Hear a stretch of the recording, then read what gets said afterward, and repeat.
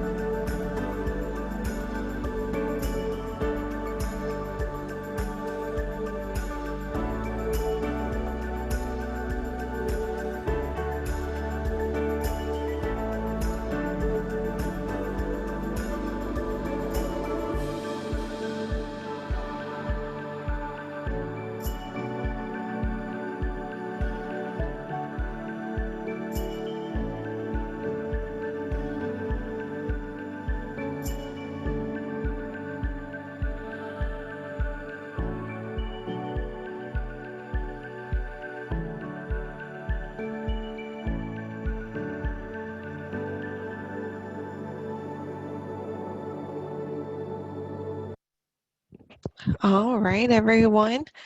Let's go ahead and get started. Before I hand it over to our presenters today, we do have just a few reminders for everyone.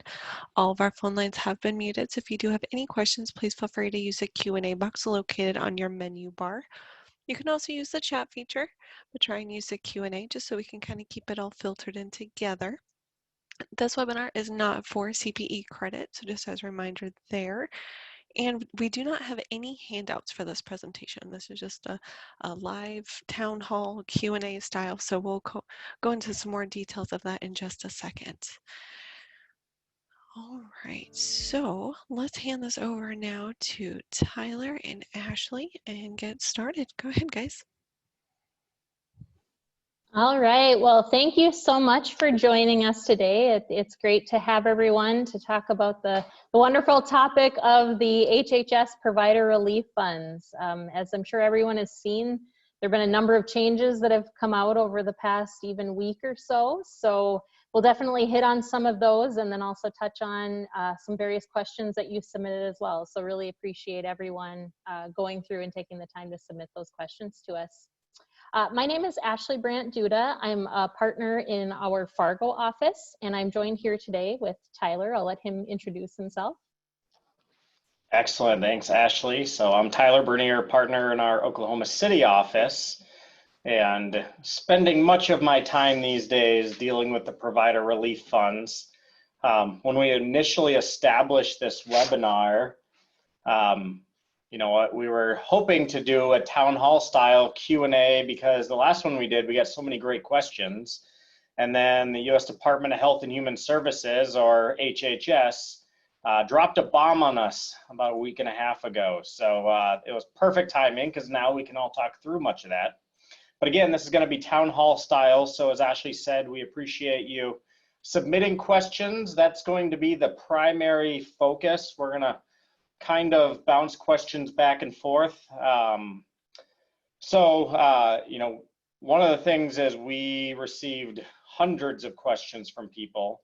So we tried to summarize them. So for the most part, we can, address as many people's concerns as possible. So I'm just going to kick it off and start answer as many as I can. Make sure to keep note if I catch yours. So here we go. Yes, no, no, yes, we don't know. So just kidding, we have a number, but we'll see kind of what happens here. We do have a question for everybody else to kick this off, however. We have a lot of people on this webinar, and what we want to see is, where are you joining us from today? So Amy, if you want to explain how we can do that. Of course. All right, so if you would pull out your cell phone and you can text the word Eide, E-I-D-E, and the number 2 to 22333, then you can show us where you're joining from. So let me bring up my screen and we can hopefully see some responses come up. All right, Montana. Okay, people are using the chat feature too. That's okay, no worries. And as people populate, I got a question for you, Ashley. What's that? Do trains have teeth? Do trains have teeth? I don't know. Do they? If not, how do they chew? Thought you said you weren't doing any dad jokes. I always have to. Love it. All right. Well, you know what? I'd say we are definitely covering a lot of cities and states here. So thank you everyone for putting your answer in. I'm guessing the bigger the state, the more the people. So Yes. the Dakotas have a lot. Yes. Timbuktu. I appreciate Timbuktu. Too funny. All right. And I believe we do have one more question for you guys. So that question is, what type of provider are you? Very generic question, no worries. Just kind of type in whatever feels appropriate there.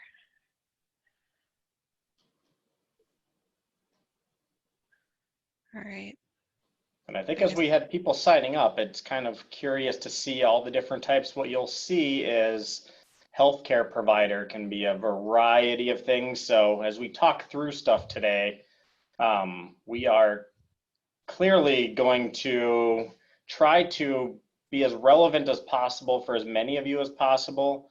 But we have individuals on the webinar that are dentists, that are providers, that are physician groups, that are senior living organizations, that are critical access hospitals, that are health systems, that are nonprofits, and you can keep going and going. So a lot of different places received funding and clearly have information that they need to determine, and we're going to try to hit as much as we can. So we appreciate the participation. Quickly, before I jump into the next one, Ashley, I got another question for you. This is actually a question that was submitted, so. Okay, good. Okay. Is there a tooth fairy? You said you wouldn't ask me this one. This was the one I didn't know the answer to. So we might need one of our dental providers to jump in on that one. All right, fair I'm going enough. to say yes. I hope yes. Yes, that's my answer. That's what my kids think, so we're going to go with that. I need to have something to believe in these days, so yes. All right, so to kick it off, as I mentioned, HHS dropped a bombshell on us about a week and a half ago. So this is what you're seeing now. They released their notice of reporting requirements. And this is basically HHS's requirements to report if you received greater than $10,000 in provider relief fund payments. So I'm guessing most of you are on this call because you have received that much. And the idea was, this was supposed to be an outline of how you report information to HHS when you are complete. We were hoping maybe it'd provide some clarification on, the previously released frequently asked questions, terms and conditions, all the other stuff. In fact, what it did is seem to create almost a new set of rules in the middle of the game. So the analogy that many of you have probably heard me use is it's like playing a baseball game, and in the 5th inning, they said, we're not going to score this by runs anymore. We're going to score it by errors. So I'm sure many of you are probably as frustrated as we are and trying to figure out what the heck this means. And while I can guarantee you one thing, we do not yet have all the answers. Hopefully we can provide some guidance, or at least some comfort in knowing that everybody is in a similar spot, not necessarily knowing all the answers. So I'm going to cover some of the true facts, what we do know around these reporting requirements, and then we can get into some of the other discussion. So this is the actual document released once again. And again, it's if you received over $10,000, you're going to be required to report this information. The first report is due within 45 days of the end of the calendar year, or about February 15th. The site won't be open till January 15th, so that's great. And then there's potentially another report due by July 31st. And what needs to be included? So the data elements, there's 4 of them. The first section's demographics, and that's fairly simple. It's basically, who are you? What is your reporting entity? What's your TIN, your NPI, all the acronyms that we love in healthcare, your fiscal year end, etc. But I do think it does help define the reporting entity and what needs to be included. And we'll cover that a little bit further. So easily the best section is filling out your demographic information. Then we get into section number 2. So this is expenses attributable to coronavirus. We had previously kind of called these incremental expenses. I think that might change a little bit, but it's basically what direct expenses have you identified? And within this section, there is 2 separate categories. If you receive less than $500,000, you have a more summarized reporting. If you receive more than $500,000, it needs to be more detailed. So they broke it up into 2 categories, and you'll see these categories in the next section as well: general and administrative, and healthcare related. And then under each of those categories, they do provide some specifics, as you can see on the screen. So things around mortgage and rent or fringe benefits, supplies, equipment, etc. While they did this, I do think it clearly provided a lot more confusion and a lot more need for clarification as we move forward. And we'll tell you exactly what we mean by that. The third section is lost revenues. So this is the bombshell. We had all been thinking, and HHS had even released information saying lost revenues was a decline in your revenues from what you expected to occur. And this could be measured in a number of reasonable methodologies. And a couple thrown out were comparison to prior year or comparison to budget. And I know we had developed some options for that. We had seen a number of different ways you can identify lost revenues. HHS kind of tossed that right out the window and said, yeah, that was great, that's fine, we know we said that, ignore it. What we really meant was lost margin. Well, lost margin is a little bit different than lost revenue. So that has huge impacts for a lot of places that receive funding. And not only did they say, we're going to deal with lost margin now, we're going to deal with lost margin on a calendar year basis. And I don't care what your fiscal year is. Even better. Thank you. So then we looked further and it said, okay, not only are you going to have to deal with lost margin for determining what you're going to be allowed, but when you get to the reporting of this, you're going to have some very specific reporting requirements. And you can see them starting on this screen. So first off, you're going to need, and this is everybody over 10,000 currently, to report your revenue from patient care by payer. This is the net number. So basically your expected collection, your net revenue from Medicare, A and B, and then Part C separately, Medicaid, commercial, self-pay, other. Then there's a category for other assistance. So if you receive PPP loans, CARES Act funding, other local or governmental grants, etc. Then you get to the expense categories. And like I said, you'll see this concept of splitting up expenses between G&A and healthcare related expenses again. So you're gonna have to put all your expenses into those two categories. And if that wasn't enough, they said, take all that and then carve it up into quarters, because we want you to populate all this information quarterly. So I applaud the amount of detail that somehow HHS thinks is relevant for this. Sorry, I'm just a little bit sour these days. So once we get through all the financial information, they said you also have to create some non-financial data and provide that to us. And this is, again, by quarter for a calendar year. And you can see the items listed. So it is personnel type metrics, patient type metrics, and you can even see within the personnel, it isn't as easy as what are your employees or what FTEs do you have. It is by labor category, full-time, part-time, contract, etc. Rehires, new hires, separations, again, all broken down by type, all broken down by quarter. Patient metrics, facility metrics. You can see a lot of information is being requested as it sits now. Then if you had a change in ownership, there's an additional requirement. And if you expended more than $750,000 in your fiscal year, then you're required to have a single audit. And if you had a single audit, you have to report this on the reporting as well. And you also have to know whether or not this program was subject to audit by your auditors, if you actually know that. Lots of questions, right?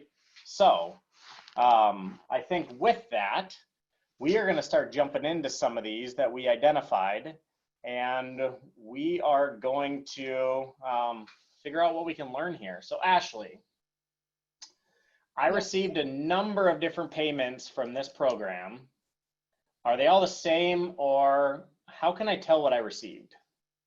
That is a really good question, and definitely one that we hear a lot out there, because it's not very often that you just have money show up in your bank account and you don't know necessarily where it came from and what the terms are. So I think we have some tips here that we can show you to help you determine what those different payments are, because as you'll hear throughout our conversation, definitely depending on the type of payment, there are some differences.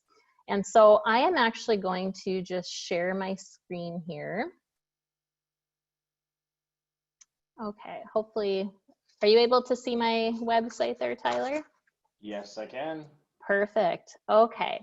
And so this here that I have pulled up on my screen is the HHS Provider Relief Fund website. And so if you haven't checked it out, there is actually a lot of good information out here. Some of it confusing, as we are going to talk about, but I think certainly a good starting point. If you haven't looked out here, something good to do. But what I'd like to show you, and I'm actually on over here, you can see there's a number of different areas, and I'm just on the general information tab. The others have some useful information as well. But if you just scroll down, and I apologize, I don't want to, make anyone, give anyone motion sickness here. But if you scroll down toward the bottom, you can see that there is this CARES Act Provider Relief Fund distribution timeline. And so this is very helpful because it shows the different months and essentially what the different distributions are that they are making. And so hopefully this is a good starting point where you say, okay, it's June and I suddenly received a payment. I think something certainly to come out here and take a look and see if this is something that does make sense. Within here too, where it does talk about the different distributions, and again, just so I'm not jumping around, I won't go to it directly, but above this, there is also information on the specific distributions and who is eligible. So if you do identify something and think, okay, that's likely where we're at, you can then take a look and just see that way as well. I think is certainly helpful. So you mentioned eligible. So what if I'm a place and I'm on this call today because I think I'm eligible to receive funds? So how do I apply for them? Well, unfortunately, right now, there are no funds that are open for application. So anything that was opened has now since closed. That being said, as we all know with this, things are changing all of the time.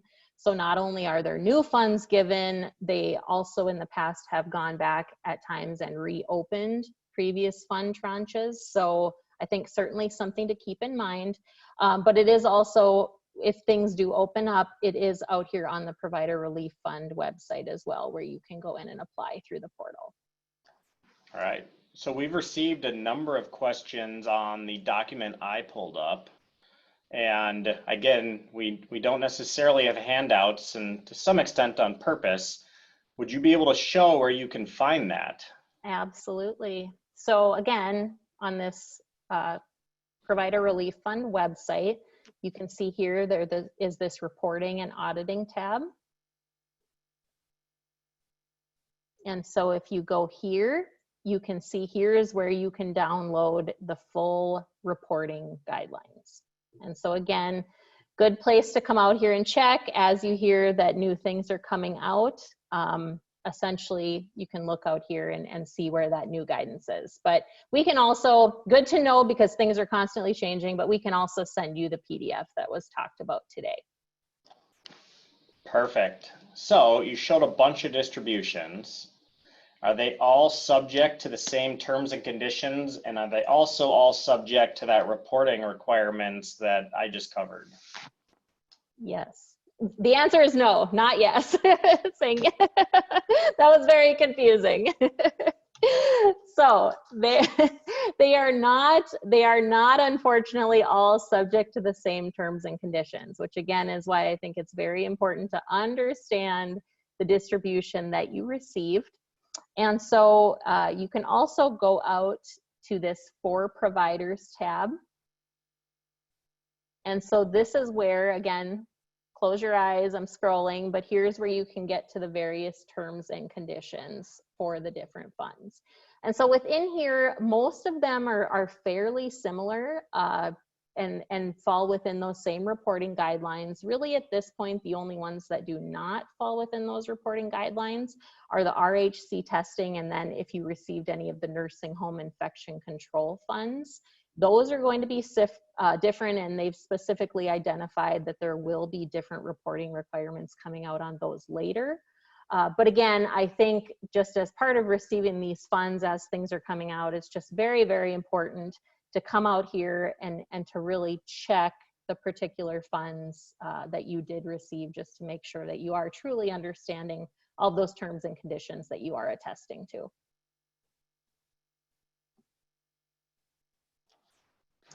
All right, so under all of those types of distributions, if an organization has a number of different entities, what payments can they share across those entities, or what are the restrictions on how those funds need to be kind of retained?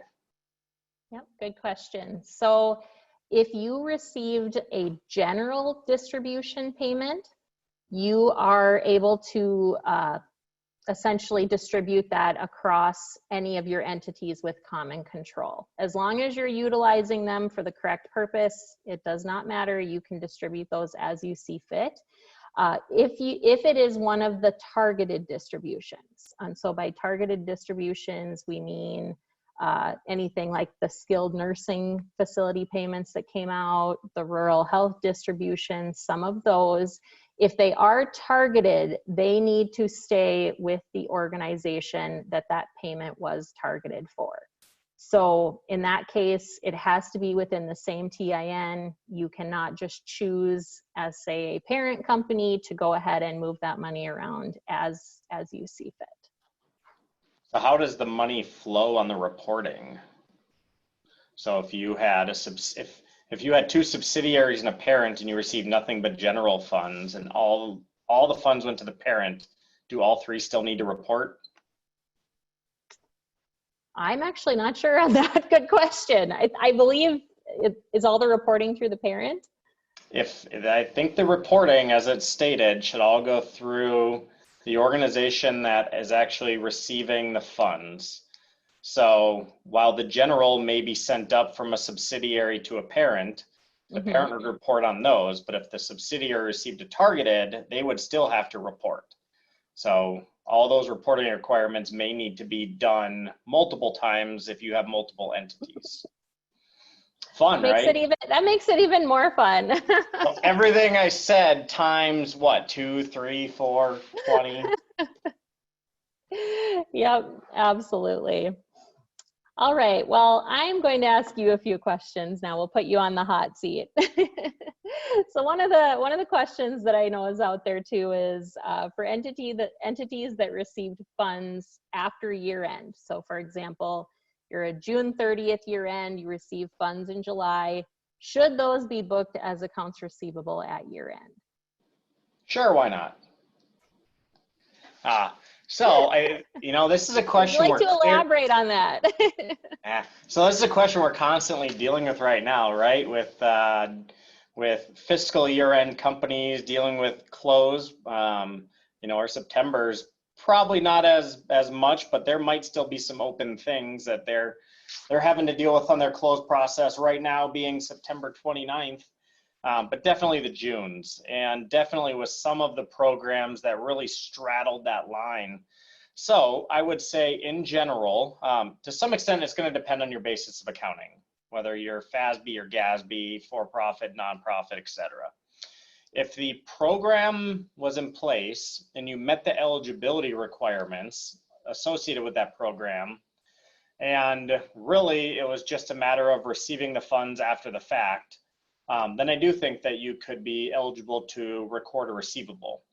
There are some releases, however, that occurred after year end, even though it looks like they might have been before. So prime example of that is the safety net hospital distribution. They initially came out with eligibility requirements saying that your last cost report needed to show net income of less than 3%.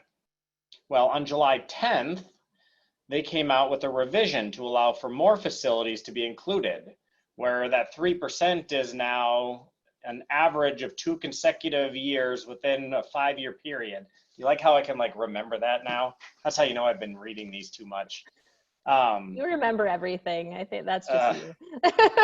So in that case, the eligibility requirements were not yet met by year end because they didn't even exist. So I do think that's also a consideration. In that case, I don't think you have a receivable. And then on the government side, I do think you have to look at, do you have a valid grant contract in place? And some considerations might be, have you attested to it prior? Have you met all of the eligibility requirements, which includes that kind of agreement between you and the government? So a number of things to consider. It will all depend on that payment type and really the relevant facts and circumstances for each type of organization. Yep, absolutely. So how does it work as far as the funds being forgiven by HHS? I know there have been questions about, is it similar to PPP or how does that process work? We have no idea yet, but I can tell you it is not similar to PPP. So that is a loan through a bank where the bank, you're going to apply for forgiveness and that's going to be approved.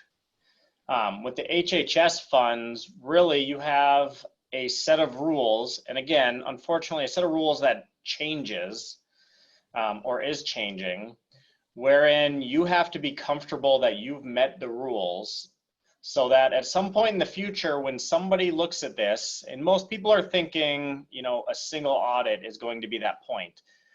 I would actually argue that point is probably if you're subject to an OMB audit or an HHS audit or an inspector general audit, where it's somebody from that agency reviewing the funds, that they might disqualify funds and require you to pay them back.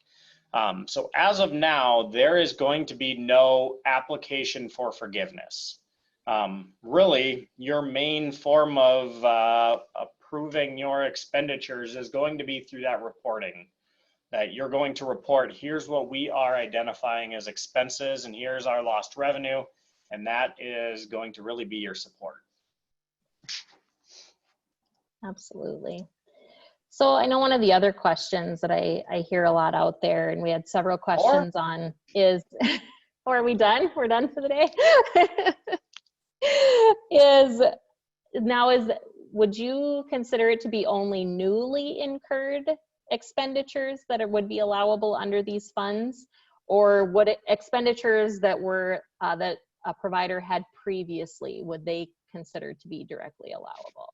So like salaries that perhaps they paid those salaries before, but now that person is just doing something else that's considered to be COVID related.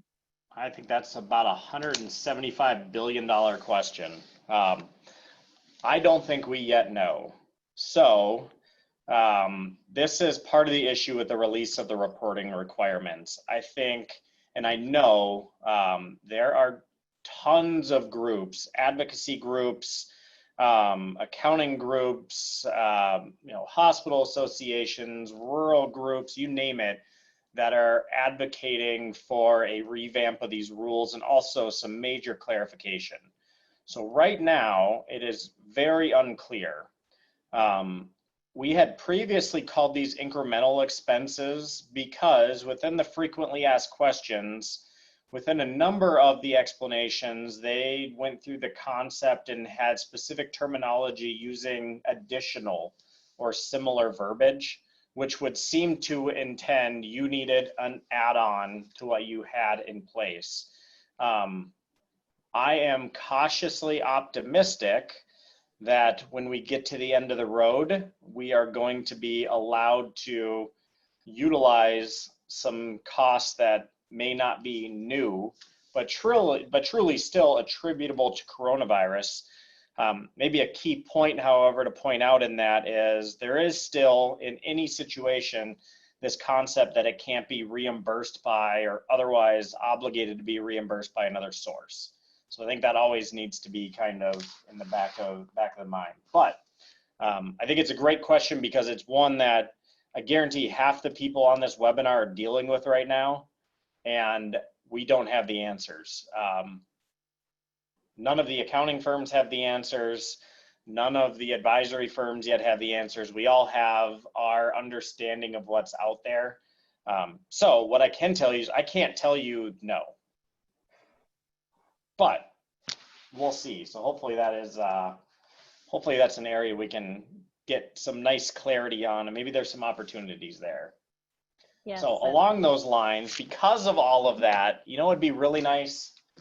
It'd be nice if there was just a list of eligible expenses. Is there that list, Ashley? That would be really nice, actually. No, there is unfortunately not a really straightforward list out there of what is considered to be eligible. That being said, I would say the new reporting guidelines that have come out are probably our best bet at the time. Because really the guidance right now that's out there, it's expenses attributable to coronavirus to prevent, prepare for, and respond to coronavirus. Where it of course gets a little fuzzy and it's in the new guidelines is where it talks about essentially maintaining your healthcare delivery capacity, potentially broadening the expenses, and also that amount, as Tyler was talking about, the amounts reimbursed by other sources. But yes, unfortunately, there is not a very clear-cut, here's a list of exactly what you can do, but would just encourage providers to take a look at, think through that, what's really attributable to coronavirus, and then also look to some of those reporting guidelines for some ideas as well. So one probably specific question that gets asked a lot is hazard pay, or kind of that add-on pay for a lot of our healthcare providers eligible? Yes, very, very common. So they do actually, in the reporting guidelines that just came out, hazard pay is actually listed under the fringe benefits. So I guess to me that makes it sound like certainly they would be allowing hazard pay as a benefit.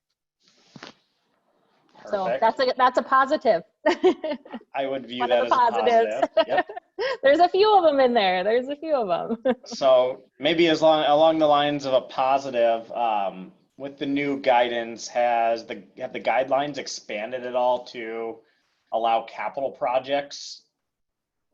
Yes, so in the original frequently asked questions that came out, there was some discussion about using the funds for temporary structures, but the new guidance does actually talk about the leasing or purchasing of both temporary or permanent facilities or structures. So I think that's very helpful, just knowing that permanent piece is there as well. The other piece that I thought was interesting in there is where it talked about modifying existing facilities to accommodate revised patient treatment practices. So therefore, you know, essentially indicating maybe some of those remodeling projects or those type of things in your existing facilities would be eligible as well. So I think that's good. That's a bit, maybe a bit broader than what we originally thought based on the I'll take that as I'm a small trying here. win. Just give us a win here. Give us a win. Yep. Oh, yeah, we have to have some of those. Yeah, so I think along the lines of the eligible expenses, because that's just such a question out there. So, you know, we get a lot of questions about like specific expenses, for example. So like someone had asked the question, is a generator considered to be an allowable expense? What do you think about that? Yes. And no. And maybe.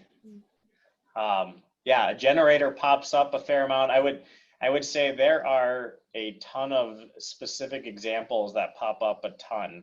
And I like the generator example because I do think that you can easily say yes and no and maybe, which probably lends you to maybe the important piece of how do you as an organization, a facility, etc., what is your position or what is your argument on why this is responding to COVID?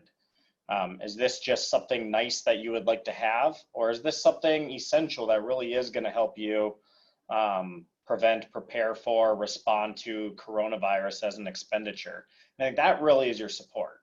So, you know, to just basically have a blanket list is very difficult because it is an organization by organization, individual by individual type of analysis for a lot of these expenditures that I'd call gray area ones. You know, there's some things that seem pretty easy, right, Ashley? I mean, I would say if you purchased PPE, you know, if you had to that's the purchase, big one out there, of course. yeah, It's always, yep. temperature checks, that seems pretty easy. But then you start moving further away, that's where it really comes into that needing a little more explanation and tie to the COVID. Mm-hmm. So in a case like that, okay, so we're talking about all of this uncertainty with the expenditures and what can be claimed. So if, let's say I'm a provider and I want to do a big capital project, who can I go to tell me that that's approved or that's okay? Or is there anyone I can go to get that answer? As of now, I have not seen or heard of anybody that will give you approval. If you find them, use them, and please let me know who they are because I know a ton of people that want this sign off.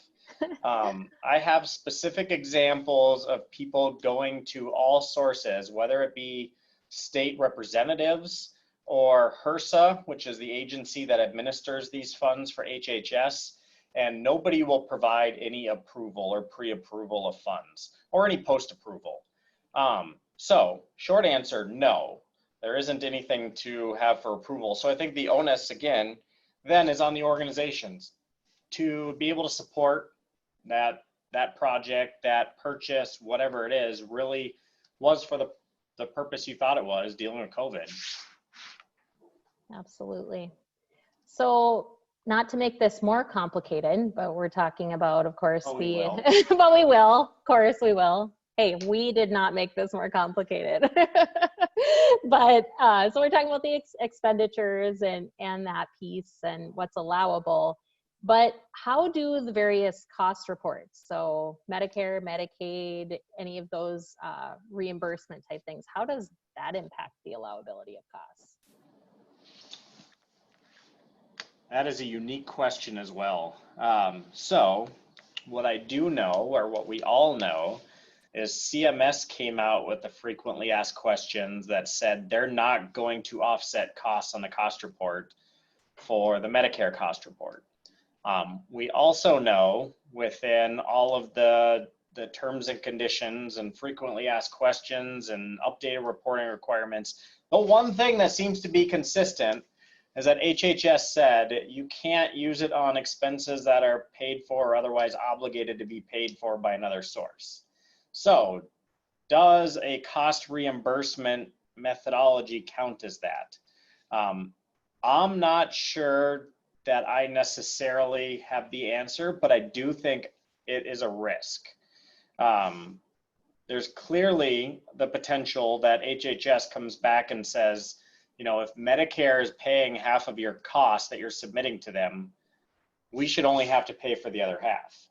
I also know if you don't claim it, then, you know, you're never going to be able to potentially claim that. So I think probably the most important piece is organizations need to understand there is a risk. Now, one piece that I clearly don't know beyond just the expense side is if you purchase a capital piece of capital equipment, how does that factor in? Because, you know, an expense seems fairly easy. You might be able to come up with a reasonable calculation, but capital isn't on most cost reimbursed methodologies. It is applied via depreciation and all seemingly subject to no changes in rules in the future, as well as changes in, you know, your demographics, et cetera. So you have no idea what you may or may not get back on that. So clearly that becomes an issue.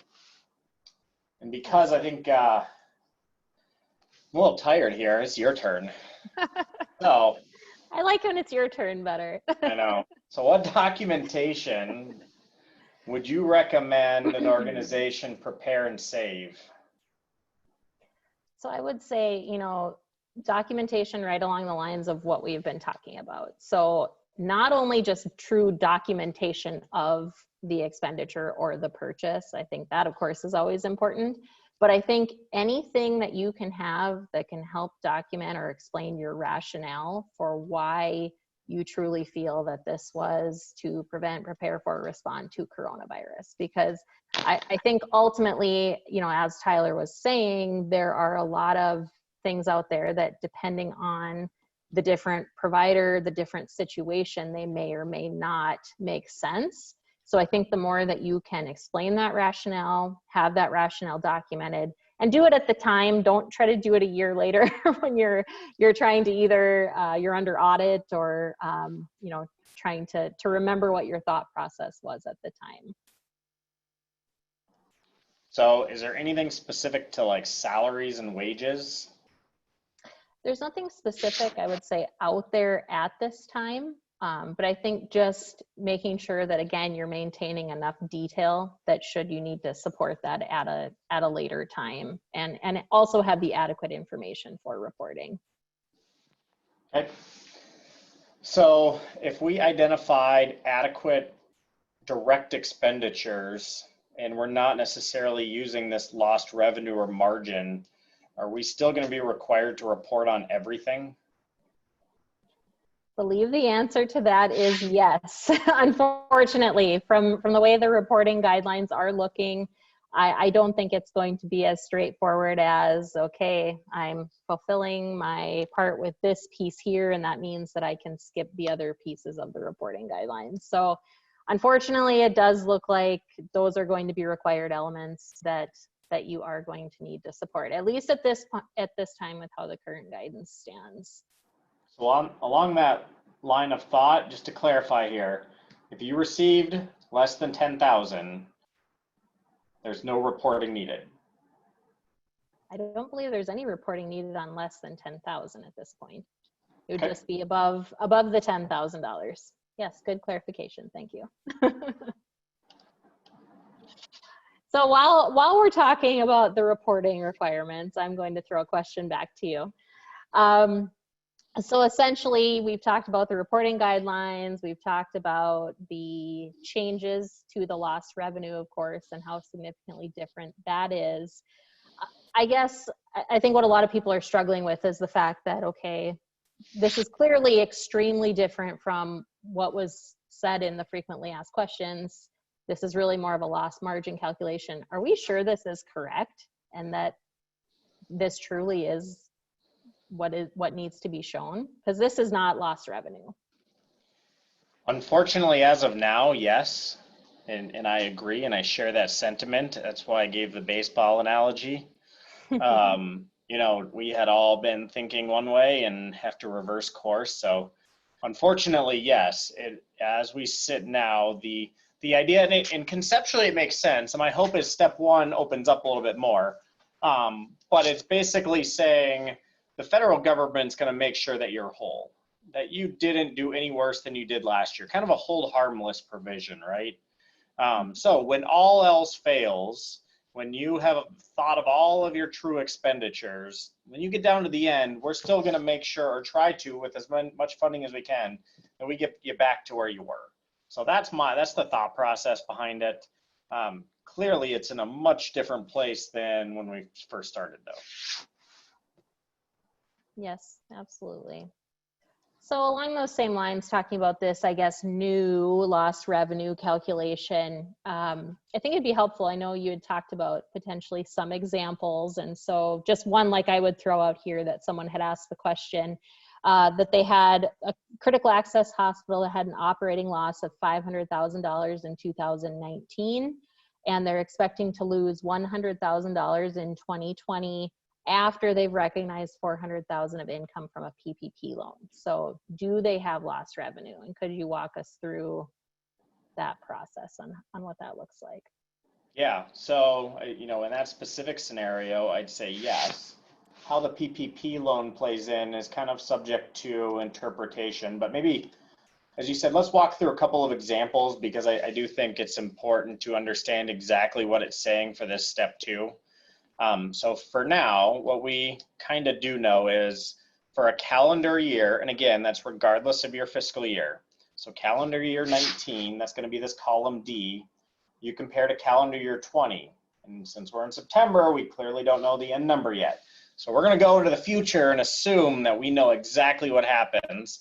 And I'm going to also assume everybody's in this boat, maybe, where you're all doing fairly well.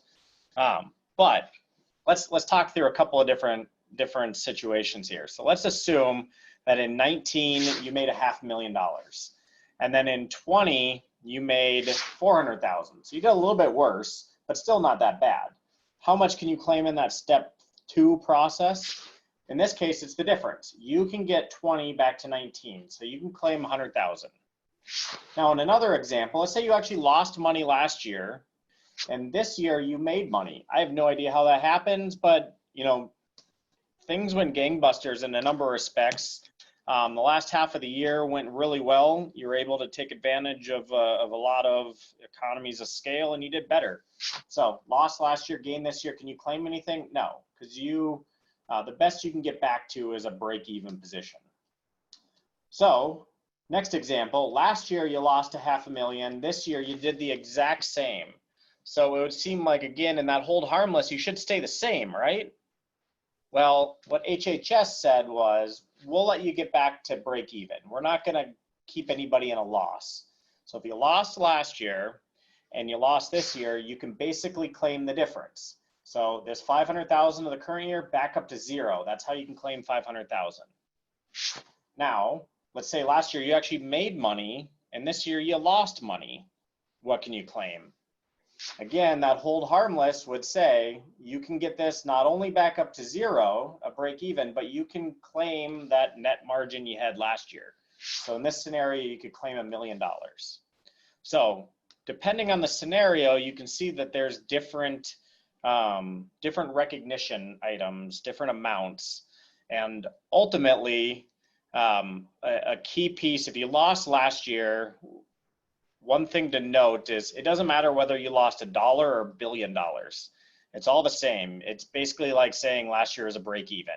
So that's your bar. If you made money last year, that's your bar.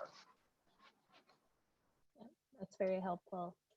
So would you elaborate? I know you had mentioned that the PPP is a separate situation. So would you elaborate on how the PPP plays into this, or how it's anticipated that it will?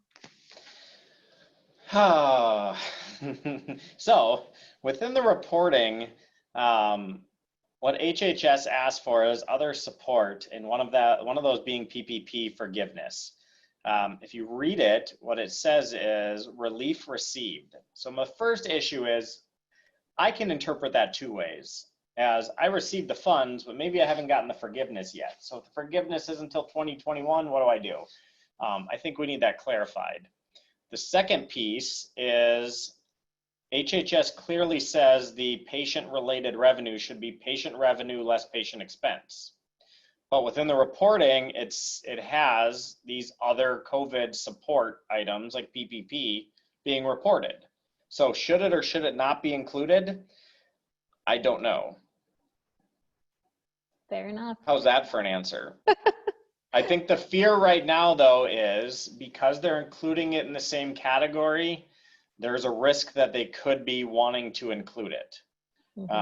But I think there is enough room that they also could have just intended that to be a separate reporting area.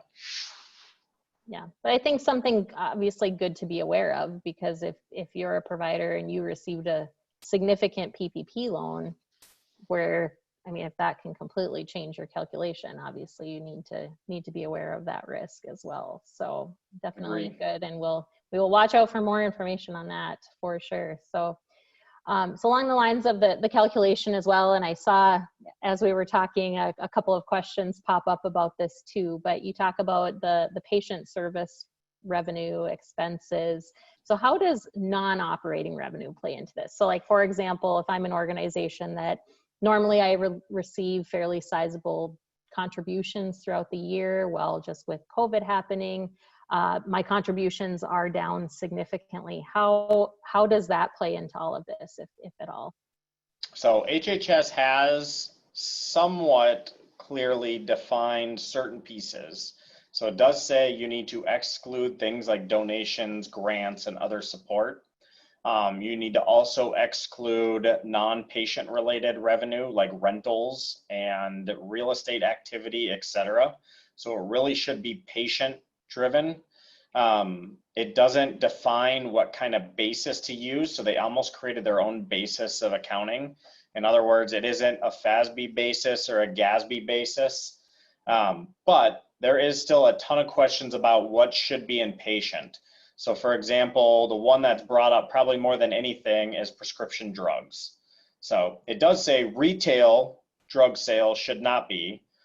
It does say savings from 340B programs should be, but then you have a lot of middle ground in there, and there really yet is no guidance on what should or should be included as it relates to that. But the non-operating type stuff, donations, really are not patient related, and HHS has clearly said those should not be included. So while you may have received harm by having declines in contributions, let's say, this isn't the program that's going to help fund it. Yeah. So, I mean, along the lines of, since we're talking about the calculation, which of course is very confusing with the change, what about providers that have situations, for example, where in late 2019, early 2020, maybe they opened a new clinic, or like the skilled nursing facilities that had increases in revenue because of PDPM, things like that, where they know that they expected their revenue to go up in 2020. How does that play into this loss margin calculation? Because it doesn't seem like that. They know it should be up by at least that amount. So is there any way to factor that into the calculation? Right now, there is not, unfortunately, and that's a frustration. You know, there's also a frustration in non-calendar year ends, so fiscal year ends, that don't necessarily do true bookkeeping at the end of every quarter. So if they're going to show a calendar year, there may be concerns with cutoff back and forth. But no current option to be able to include things that we absolutely know had changed, which again creates a potential impact in that net margin assessment. So I mentioned off fiscal years. So Ashley, assume that I'm a client that's a June fiscal year end, right? And I had operating income in 2019, and I'm looking at 20 now, and I'm through June, 6 months in, and I have a loss. Can I claim that? That depends, which I feel is like our answer to every question. But the difficult piece of this, a month ago, we would have said based on the guidance, yes, that's what it's looking like. I think what's very difficult with the guidance now is that, as Tyler has mentioned, it's on a calendar year basis. So regardless of what has happened this first 6 months, that calculation is ultimately going to depend on what happens the last 6 months of your year. And so I think it's certainly something you can take a look at and work with your accounting firm, your auditors, to see if there's something that you could reasonably estimate. But unfortunately, I think to have a definitive answer right now, not knowing how things are going to play out for the rest of the year, I think is just very, very difficult until you get to that point.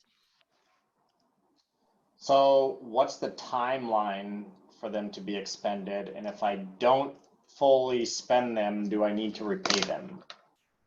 Yes, timeline for spending the funds is they have to be spent by June 30th of 2021.